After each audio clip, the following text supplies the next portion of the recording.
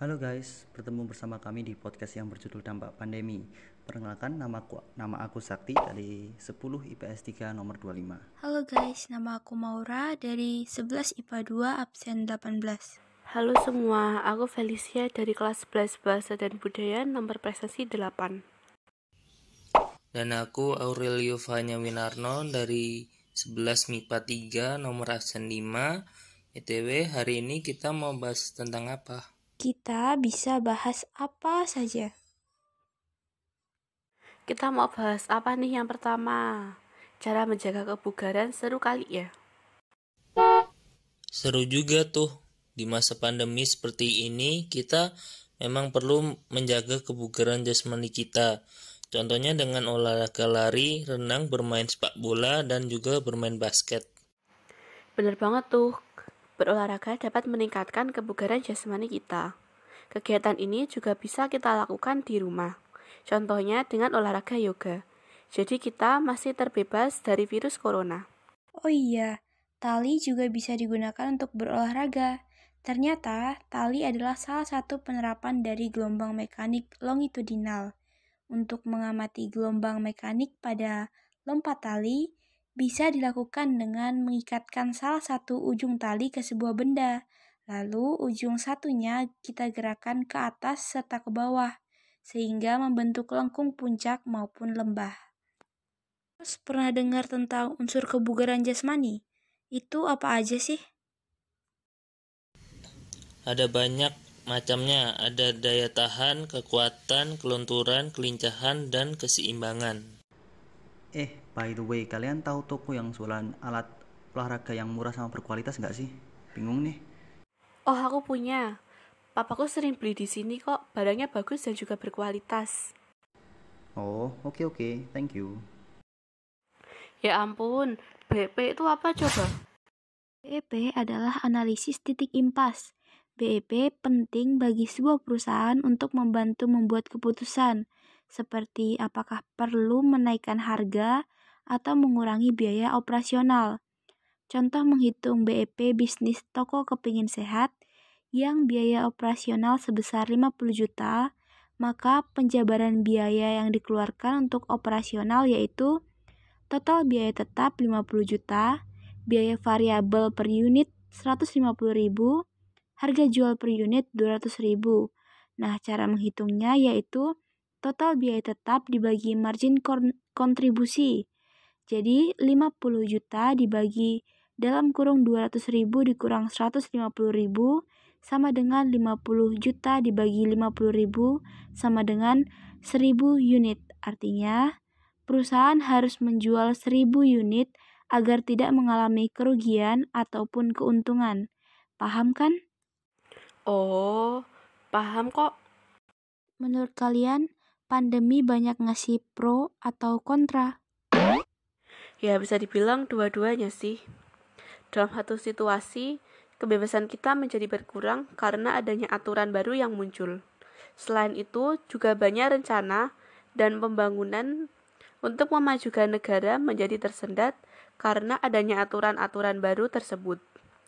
Tapi dalam sisi lain, kita juga diberi kesempatan untuk mengeksplorasi hobi kita dan mungkin dari hobi-hobi tersebut juga bisa muncul inovasi-inovasi yang kedepannya bisa memajukan negara. Jadi keinget masa penjajahan Belanda nggak sih? Walaupun kondisi tertindas, tapi masih ada bibit-bibit inovasi dan pembangunan infrastruktur. Aku kurang setuju sih sama kamu, Van. Meskipun tujuan dibangun infrastrukturnya sama, tapi cara pembangunannya berbeda. Waktu zaman kolonial Belanda, para pribumi dipaksa kerja tanpa upah dan terjadi banyak pengabaian dari pihak Belanda, walaupun infrastruktur tersebut untuk kepentingan mereka sendiri. Iya sih, kalau sekarang semua orang bisa mengakses, para pekerjanya pun dibayar, dan keselamatan kerja mereka lebih terjamin juga kan? Mau tidak mau, semua itu bagian dari sejarah kita. Dan kita bisa apa selain mengambil sisi positifnya? Emang apa sih sisi positifnya? Ya, hasil dari peristiwa-peristiwa tersebut masih bisa kita rasakan hingga sekarang, mulai dari rel kereta api yang ada di Pulau Jawa hingga jalan Pantura Dan karena penjajahan bangsa Belanda, tata kota kita bisa rapi dan terencana. Tapi kalau menurut pendapat aku sendiri, pandemi ini lebih banyak negatifnya sih, terutama di aspek pembangunan negara. Namanya aja bencana non-alam. Tunggu, bukannya COVID dari hewan ya? Kok masuk bencana non-alam sih? Kalau menurut pengetahuanku sih ya, menurut UUD, COVID-19 itu termasuk ke golongan bencana non-alam karena merupakan sebuah wabah. Loh, bukannya tadi pandemi. Kok ini digolongkannya wabah? Emangnya beda ya? Sebenarnya sama, yang beda cuma skalanya aja. Kalau wabah skalanya lokal kayak satu kecamatan atau satu desa ya. Kalau pandemi itu penyebar luasannya sudah sampai skala global. Jadi karena COVID sudah menyebar secara global, maka digolongkannya sebagai pandemi. Oh gitu ya? Kebayang gak sih susahnya orang yang terdampak pandemi? Iya, kasihan sih. Mereka banyak kehilangan pekerjaan, ditambah lagi sekarang ini ada krisis minyak ya. Orang-orang berlomba-lomba cari minyak, stoknya dicariin terus, dorong-dorongan juga, bahkan ada yang meninggal loh. Sedih. Kasihan sampai kayak gitu. Setiap manusia punya hak yang wajib dihormati. Misalnya, hak mendapat perlindungan dari kekerasan. Kekerasan dapat mengakibatkan trauma sehingga mengganggu kesehatan fisik maupun mental. Kitab suci mengajarkan kita untuk saling cinta kasih dengan sabar dan tidak iri hati. Ngomong-ngomong soal COVID, kasihan ya anak-anak yang orang tuanya terpapar. Iya, kasihan, mereka harus tinggal di panti asuhan kan gara-gara orang tuanya nggak ada. Oh ya, beberapa waktu lalu aku lihat berita di TV tentang anak-anak panti asuhan yang seneng banget waktu mereka dikasih alat-alat batik.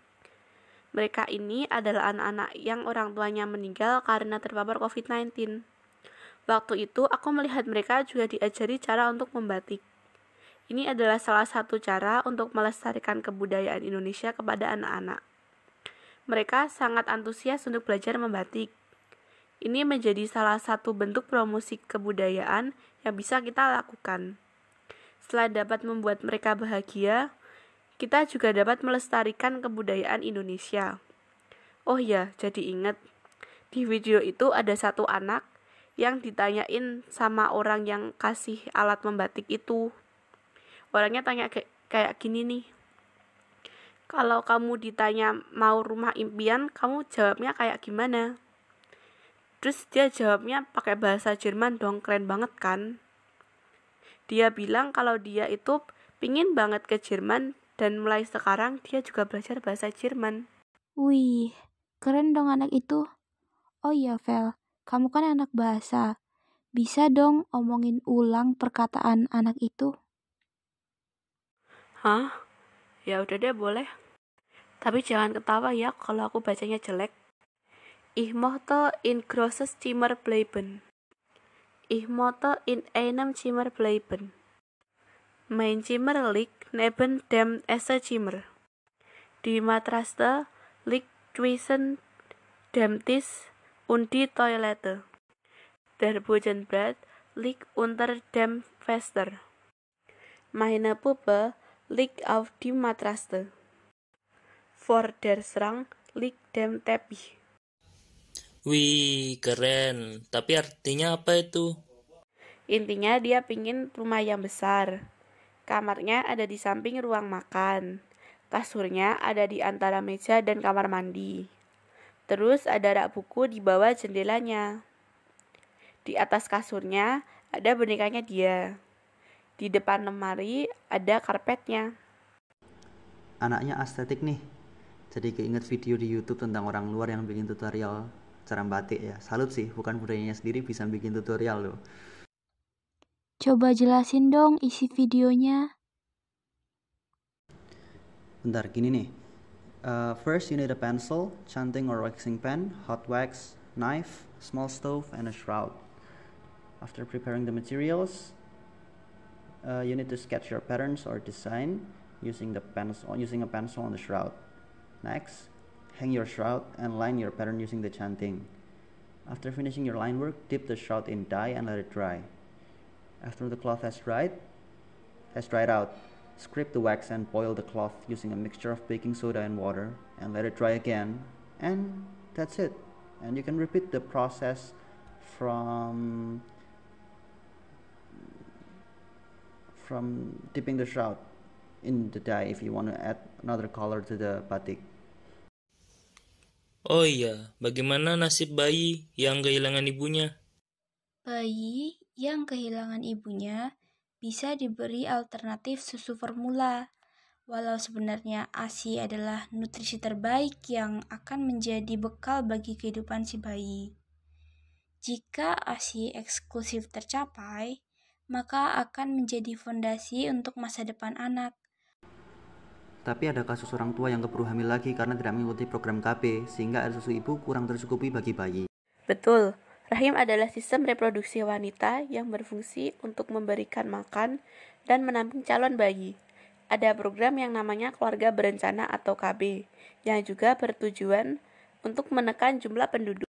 Dengan ber-KB, seorang ibu juga dapat terhindar dari kanker rahim karena sering melahirkan merupakan salah satu penyebab terjadinya kanker.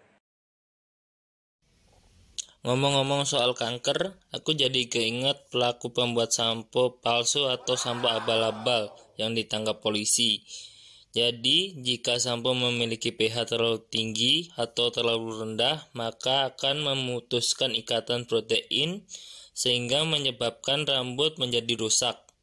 Oleh karena itu, dibutuhkan larutan penyangga agar pH sampo tersebut dapat sesuai dengan pH rambut dan aman digunakan. Larutan penyangga adalah larutan yang dapat mempertahankan pH. Usahakan untuk memilih sampo dengan kandungan pH normal atau pH rendah karena pH normal kulit kepala 5,5. Wow, nggak kerasa ya waktu sudah berjalan. Sekian dulu diskusi podcast kali ini. Terima kasih sudah mendengarkan. Goodbye.